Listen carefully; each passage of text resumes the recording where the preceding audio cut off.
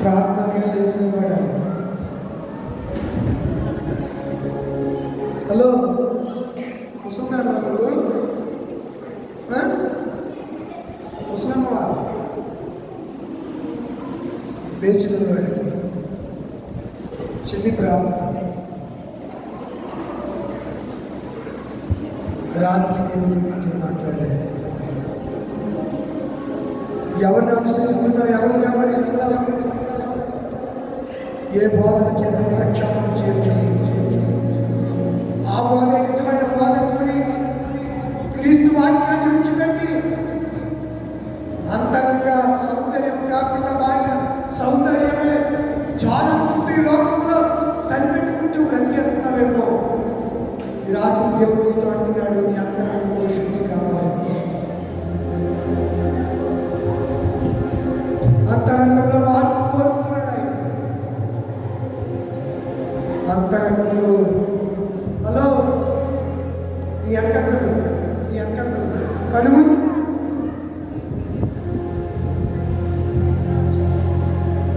ప్రార్థనగానే కడుగుసుకోవాలి.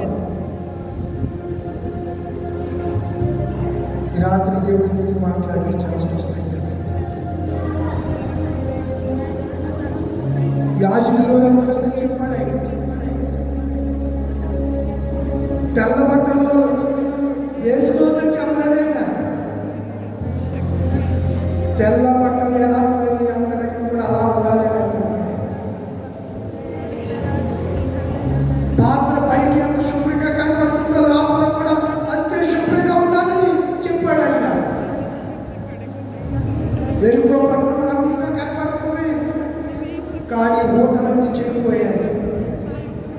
ఈ రాత్రి ఒక కొత్త పాత్రగా నీకు మార్చబడాలి.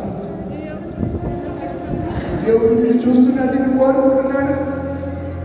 ఎన్నో ఏళ్ళుగా ఎదురు చూస్తున్నాడు. ఈ మండల కాలంలో ఈ 14వ రోజైనా నా కుమార్తె నిజమైన పశ్చాత్తాపంతో అంతరంగ శుద్ధురాలే, అంతరంగ శుద్ధి కలిగిన నా కుమారుడై, నా కుమార్తె నా శరణు చూపిస్తానేమో, నా శిలువను ఆశ్రయిస్తారేమో, నా మాటలు హృదయంలో భద్రపరుచుకుంటారేమో నేను ఎదురు చూస్తున్నాను.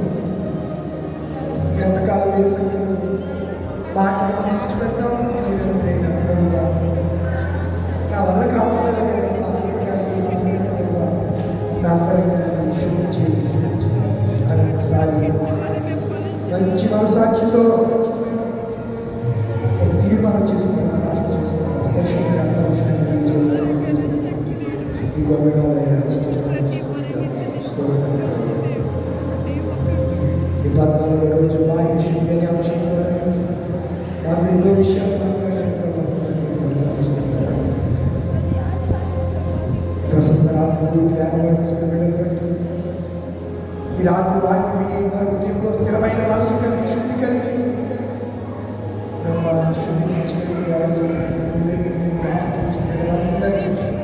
స్థిరపరచి బలపరచండి. గుడి జ్ఞాపకం చేసుకున్నప్పటికీ మోక్షంగా కాదు. భార్య సంవిధానంలో శ్రామలను తీర్చాలని ఒంటరిగా ఉంటూ కుమార్తెలు కుటుంబాన్ని అల్లుళ్ళను మనవల్ని మనవరాలను కలిగి భూమి మీద బతికేసుకుంటుగా ఈ దాసు కుటుంబానికి రాదు. పిడకాల మాటి పెద్ద కుమార్తె కుటుంబానికి పెద్ద కొడుకుగా, జ్యేష్ఠ కుమార్తె అయితే జ్యేష్ఠ కుమార్తెగా కర్తవ్యం నెరవేరుస్తూ పిల్లల వరకు వేసుకుని ప్రయాసపడుతున్నారు. ఈ దాసుగారు చుట్టూ కంచి వేసి కాపాడి అక్కడ బాబీకి జరుగుతుంది. ప్రభావ ఇరాను వేస్తున్నటువంటి ప్రభావ మిస్ అయితే నేను కూడా మా ఆంధ్ర తెలంగాణ ప్రాంత ప్రజలున్న ప్రాంతాలకు ఏ హాని కలిగినట్టు కాపాడండి దేవా. అలాగే మార్పులు మేరీ గారు, రెండవ కుమార్తె సామ్యాలు గారు, వారి కుటుంబాన్ని బట్టి వందనాలు. పాలవాయి గారు, మూడవ కుమార్తె రాజు గారిని బట్టి వందనాలు. పార్వతి స్థిరాన్ని గారు, సన్ని గారిని బట్టి వందనాలు. నలుగురు మనవరాలు, ముగ్గురు మనవలు బట్టి వందనాలు. అవను బంధించండి. రాత్రి మీ ద్వారా ఉంచబడిన బాహ్య శుద్ధిని అంశ సువార్త బట్టి వందనాలు. మీకు హృదయంలో స్థిరమైన మనసు కలిగి వందనాలు. యోతులతో కలిగి యోతుల తలుపులతో యోతుల ఆలోచనలతో ప్రభావ గంభీరంగాను ప్రభావ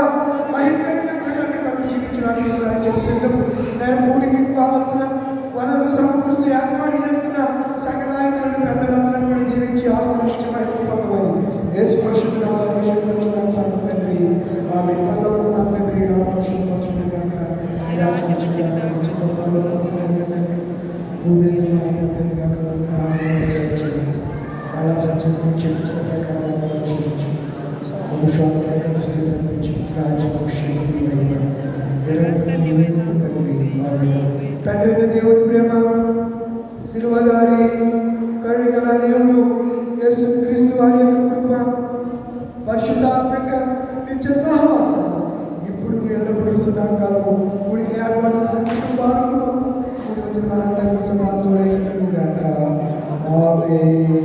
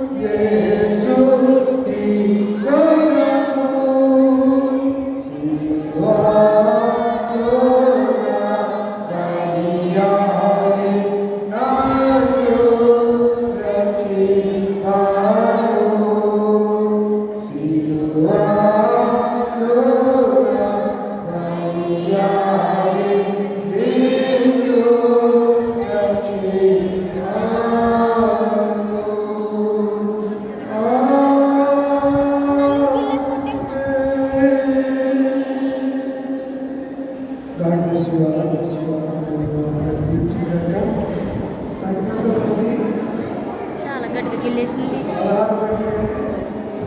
ఏమంటామంటే పిచ్చదే ఏది ఎక్కడుంది